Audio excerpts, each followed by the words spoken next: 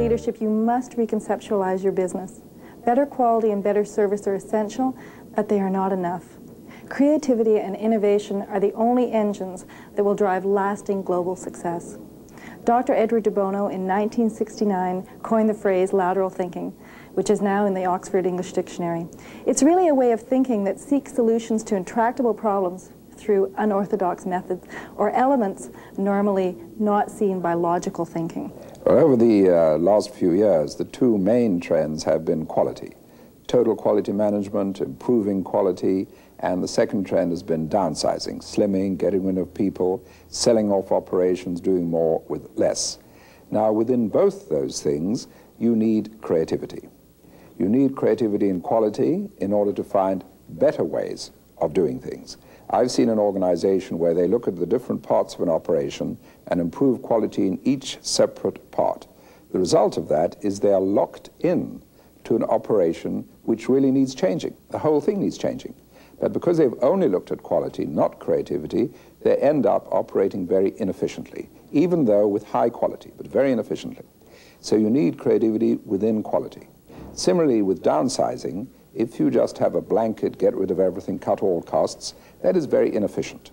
You remove any cushion which allows you to do new things, allows you to do new ventures. You maximize on your existing concepts, and that's very brittle, very dangerous. So even within downsizing, you need far more creativity than is currently the case. To me, the importance of creativity derives from the basic concept of Edward de Bono's mechanism of mind. We have a tendency to think in set patterns, which is of value. But a restriction is that it prevents us from tackling problems from totally new angles.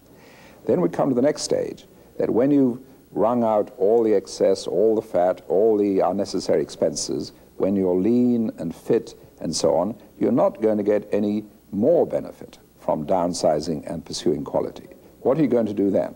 And that is where creativity comes in. What are the values? What are the concepts? What can you offer? What is the surpetition? Surpetition goes beyond competition. Competition merely says, I am competing with my competitors. Surpetition is seeking above, creating values for your customers, your clients, and so on. So there's a growing need for creativity.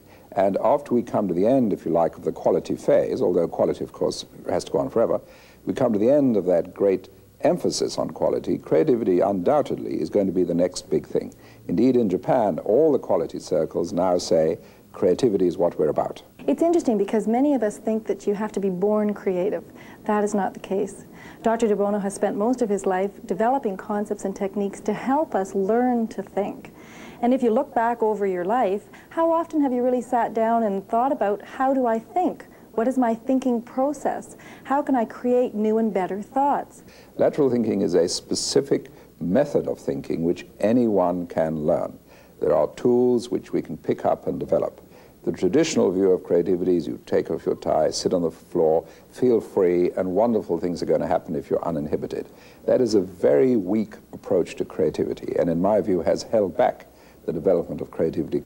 At Merck, our strategy for creative thinking was to bring in Dr. de Bono to meet with our senior management, which resulted in the filtering down of Dr. de Bono's processes into the corporation at other levels of management, specifically resulting in bringing Dr. de Bono into our environment, into the corporate headquarters, to present his techniques to all levels of management.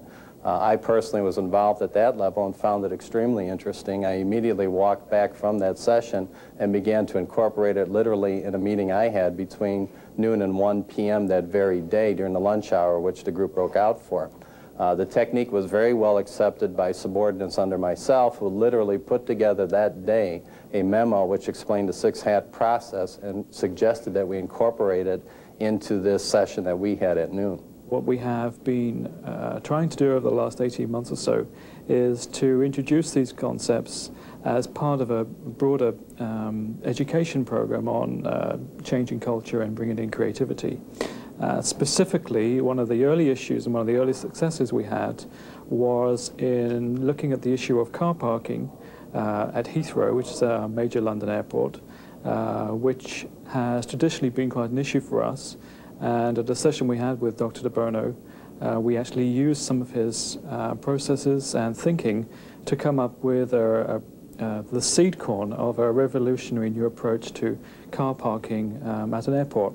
So by applying those creative techniques, we use such things as the provocation approach, which was the opposite of what existed today, and then backtracked into what our problems were.